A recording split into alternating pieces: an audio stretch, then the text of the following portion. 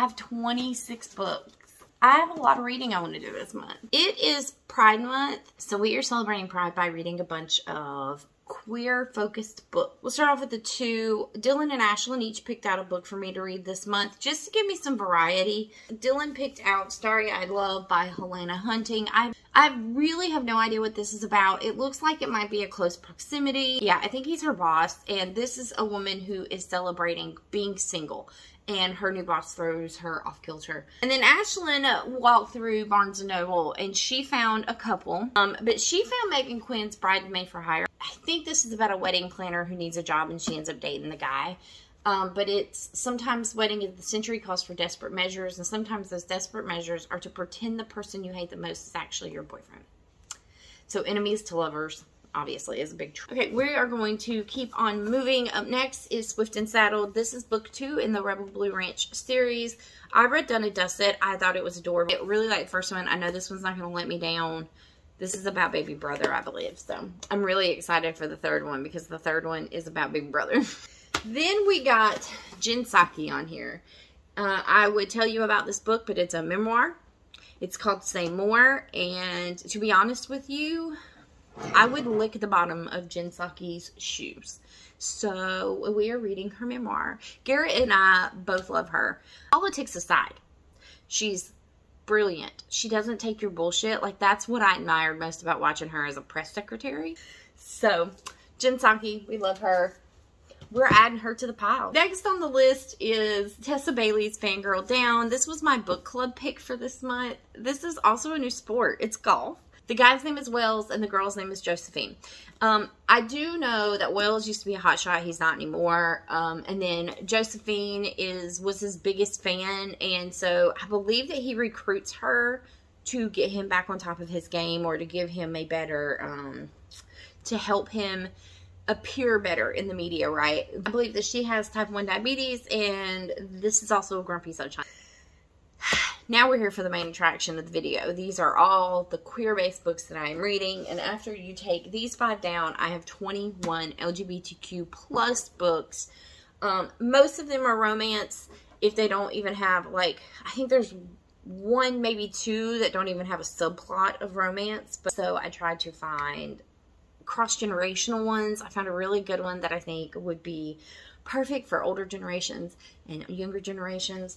I found one that celebrates being bisexual. I found a couple that have trans characters in them. There's some sapphic romances in here. There are some gay romances in here.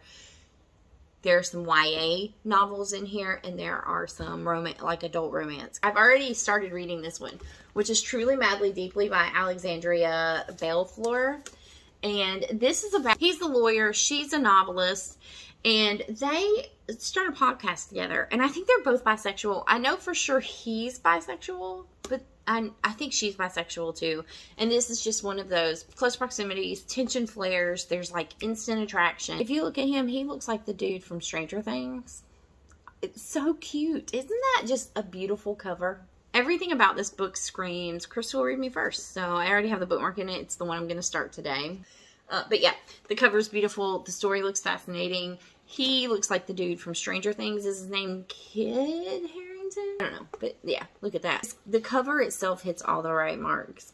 So, Truly Madly Deeply. Book 2, I came across this on our weekend, Garrett and I went away for the weekend. And Here Coming Out is by Ryan Love. And this is about a grandfather who comes out to his entire family. The grandson is also wanting to come out to his entire family until Grandpa does. And the way that the family gets put in a tizzy over Grandpa makes him want to kind of not come out. He's not fully prepared for that. I'm so excited to get to The 7-10 Split by Carmen Lee. Another sport that I haven't read about yet, although it touched on bowling in Wild Love. It wasn't really like the main plot of the story. A bowling superstar and a high school teacher. Teacher wants to start a bowling league. The pro bowler comes on and kind of convinces the school to start one, but they have to work together. And this is You Can Call Me Cooper by Callie Kitsu. This is a debut novel. And when I tell you that this author is the sweetest person in the world, the sweetest. This is about 2 baseball players, Ethan and Cooper. And this is also, there's also a second romance in this book about, I don't know if it's Cooper's ex-boyfriend or Ethan's ex-boyfriend, but it's about him and a love interest for him. So I thought that was really cute. The next one on the list is Skater Boy by Anthony Narada. This is the bad boy ballet dancer. I do not remember if this is a coming out story or if they're both already out. I don't remember. I do remember reading that this book touches on toxic masculinity and how it can be for young men, especially young queer men. The next book on the list is I Like Me Better by Robbie Weber.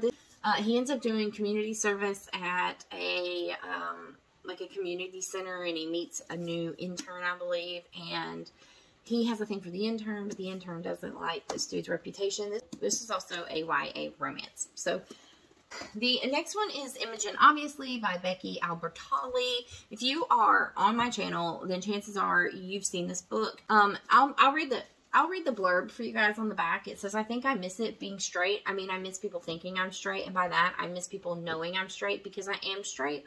One girl can't topple your entire sexuality, right? So I think that pretty much explains it. This is about a young girl who is hopelessly an ally, and she is just trying to figure out where she stands in the world, and by happenstance, she gets caught up having feelings for another girl.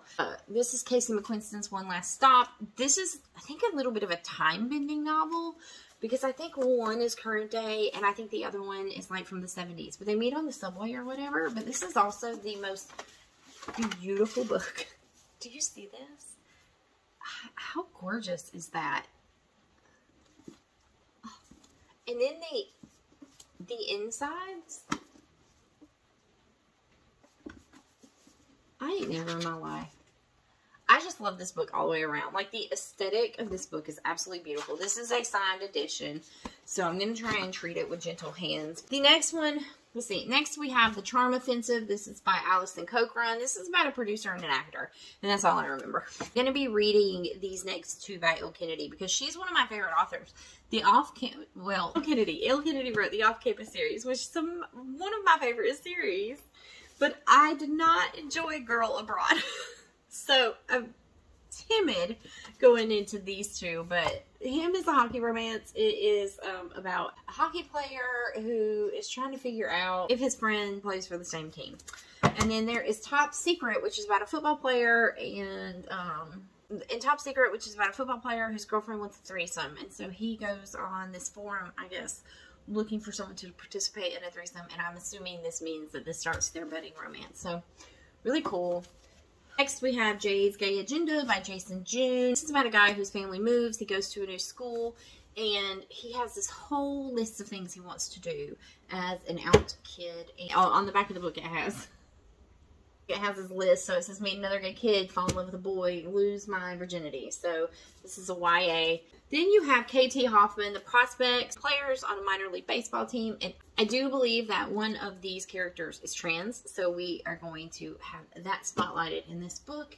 And there's apparently going to be some major chemistry between these two. I don't remember the details. I do just remember that. Next up, we have She Gets the Girl by Rachel Lippincott and Allison Derrick. Again, this is the part where I start to forget what happens in most of these books. This next book is The Art of Being Normal by Lisa Williamson. So I made the mistake of reading the reviews on this book. I've read some reviews where they talk about the use of pronouns in this book being inappropriate. I've also read that the author is straight. So I'm going into this book. What are you doing? You're so loud. I'm quieter than a fart. I heard you. Yeah, but you're supersonic woman. Stop. I probably should have stayed away from the reviews on this book. I am going to read this going in very cautiously. As far as I know, this is not a romance. I could be wrong, but as far as I know, there's no romance in this book. It is just a young adult friendship fiction. Well, this is Late Bloomer. This is by Maisie Eddings. This is about a woman who wins the lottery, and she moves to a new place and buys a flower farm that is failing and falling apart, and She just wants to live in the cabin and let the flowers live out the rest of their lives. And there is a woman there who she believes she rightfully owns the flower farm, and this is just a close proximity. I don't think this is so much an enemies to lovers as it is kind of like a get on my nerves because I find you hopelessly attractive type of story. So, and I do believe there is some anxiety rep in this book. I've never read Maisie Eddings before. I know I've heard of a couple that she's written, so I'm really excited to get into this. If I like this, I'll probably grab her other ones because that has been the case with Jennifer Dugan, who wrote Some Girls Do, and this is Hot Dog Girl, who has landed a job at a theme park, and she is determined to have the best summer of her life. She has a crush on this boy, and I am fairly certain that she finds out that she likes girls fairly early into this. So this, I also thought this part at the top was really cute. It says, everyone falls for the princess, no one ever falls for the hot dog girl. So I just thought it was cute. We have another Rachel Lippincott book on here. This is The Lucky List. This is about a girl whose mom, she's really close to her mom. Her mom dies of cancer. And it looks like her dad is selling the house she grew up in. And he's invited Blake, his best friend's daughter, to help her give her mom's things, give mom's things away.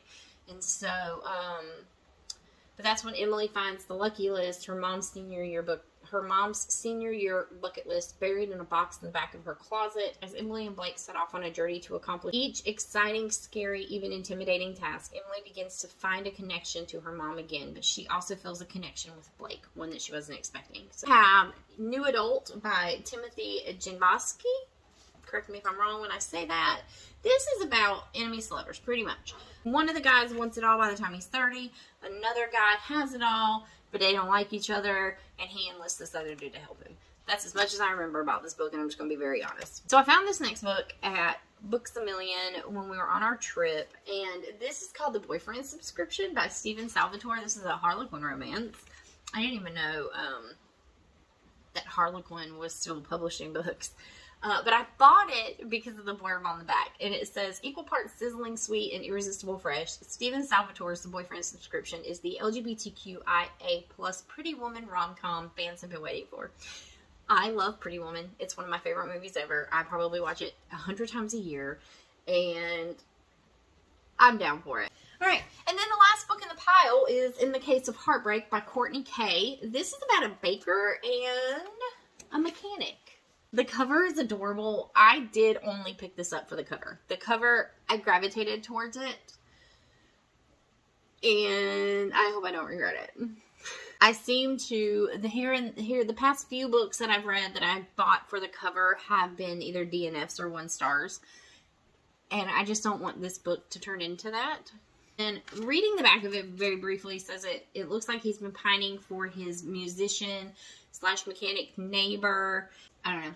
Anyway, it looks really cute. I'm excited to try it. Real quick, I'm going to insert the TBR shelf footage here. Alright guys, as promised, here is the full TBR shelf for this month. I did not really keep a whole lot extra on here because from here to here, as you've already seen, this is my actual June TBR that I want to get through. Just try to just keep it to one shelf because if I ever want to veer off, I have my whole bookshelf. But we kept Vicious on here. Every time I look at this, I just want to keep it on here because it's pretty and pink. That's it. That's the only reason. I don't know. I'm going to keep it on here for this month and next month, and if I haven't read it by then, I'm just going to move it, because that just means that I haven't gravitated towards it, so I'm going to put something new into rotation. Same thing goes for Alive in Wales. This was on here last month as well.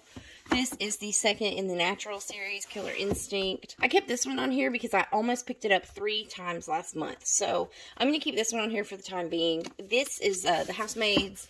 I wanted to put a thriller on here, and Frida McFadden, I'm told, is an easy one to kind of get into. This is a new one, 4 Ways to Wear a Dress. I just thought this would be a cute beach read. This is going to be on next month's TBR if I don't read it this month. It's essentially about a woman who leaves New York and goes to California, and I don't remember anything else about it. If we zoom down here, you'll see I put my Kindle here. If it's not in my purse, I usually have my Kindle tucked here. And then I also kept up here Pamela Kelly's Bookshop by the Bay. I want to read this so bad, and I just haven't gravitated towards it. But on here, in case I want to pick up a beachy read, I'll grab it. A Little Life. Again, I am just dying to get to this book, and it's so intimidating. It's so intimidating. And then the Romance Book Club, just because I think the idea of this book is so cute, and I finally purchased it. So I'm going to keep it on here for another easy read. Wilder by Rebecca Yarros. I read a couple of her other books. What are they? Are they Flights of, I want to say they're Flights of Fancy, but I know they're not. But anyway, they're about soldiers.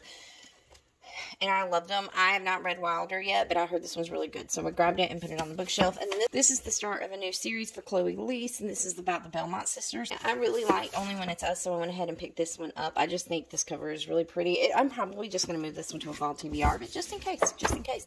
And that is it. So I have a lot of reading I have to do. And these books will not read themselves. Let me know if you guys have read any of these books, what you thought about these books. Are they on your list? Are you guys doing anything special for your TBR in the month of June? I want to hear it all. I'm not afraid, I'm not afraid, I'm not afraid to love, not afraid to love.